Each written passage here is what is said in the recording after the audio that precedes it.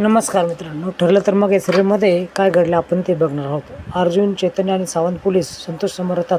संतोष बायकोचं ऑपरेशन करणार म्हटल्यावर सगळं पटापट सांगायला लागतो. अगदी सांगता तो रडत देखील सांगत असतो की प्रियाने या शांता मावशीचा खून केला आहे आणि आम्ही दोघांनी त्याची विल्हेवाट लावली, पण त्यांच्या गाडीमध्येच टाकलं.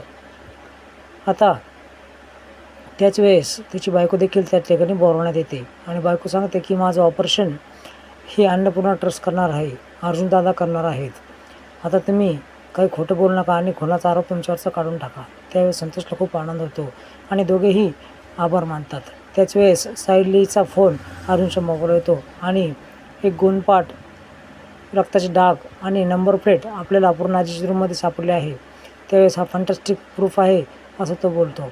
इकडे प्रिया पोलिसांच्या हातात तुरी देऊन पळून जाते.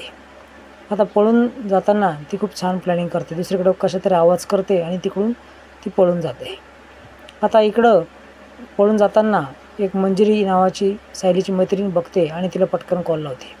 त्यावेळी ती पळून गेली, नजरकैदेतून असताना देखील पळून गेली याचं आश्चर्य या सायलीला वाटतं आणि अर्जुनला देखील वाटतं. पण इमिजिएटली फोन आल्यानंतर पुढचा सगळा अनर्थ टाळला जातो आणि मंजिरी तिचा पाठलाग करणार असते. पण तिचा पाठलाग करताना तुला अडचण येऊ शकता म्हणून ती रमाला देखील सांगते. आता रमा आणि मंजिरी दोघीही सळोकी पळो हिला करून टाकणार असतात आणि तसं होतं देखील. खूप तिला पेचात टाकण्यात येतं. अक्षरशः तिला चिखल्यात ते लोळवतात, कचऱ्यामध्ये लोळवतात आणि शेवटी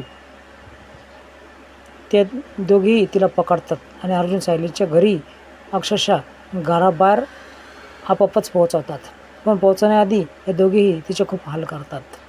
आता ज्यावेळेस ती समोर येते त्यावेळेस तिला आश्चर्य वाटतं की फिरून फिरून मी परत घरीच आले. आता म्हणजे तिच्या अंगावर पाणी टाकते आणि तिला धुवून काढते, कारण धुळीयुक्त आतमध्ये जाण्यात काहीच अर्थ नसतो. पोलीस तिला पकडतात आणि घरात घेऊन जातात. घरात गेल्यात वा पोलिसांना देखील तू चाकवा देऊन पळून जातेस असं अश्विन बोलतो. सायली देखील आश्चर्य वाटतं. घरातील प्रत्येकजण तिच्याकडे आश्चर्याने बघत असतात की किती खोटारडी मुलगी आहे आणि किती त्रास द्यायचं हिने ठरवलं आहे असा सर्वांनाच प्रश्न पडतो.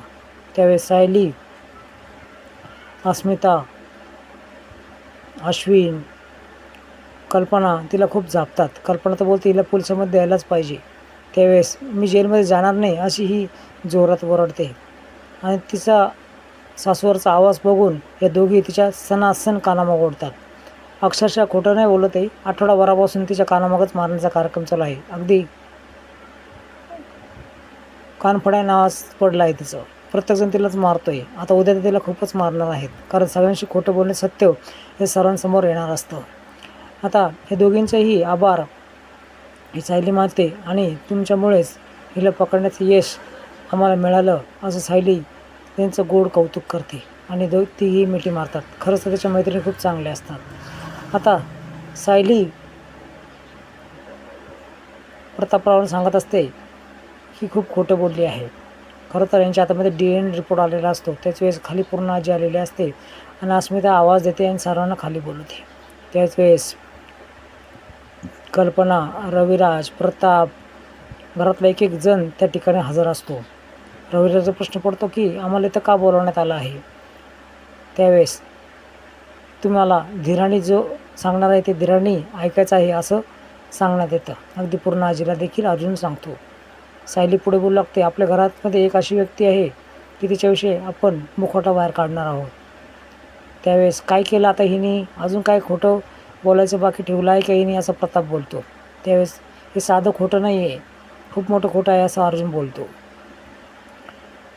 प्रियाला सगळ्यांसमोर आणण्यात येतं. पोलीस देखील नजरकैदेत ठेवलेलं असतं, तिला समोर घेऊन येतात. रविराज तिच्याकडे खूप रागाने बघत असतो. आता ही सायली काय बोलणार,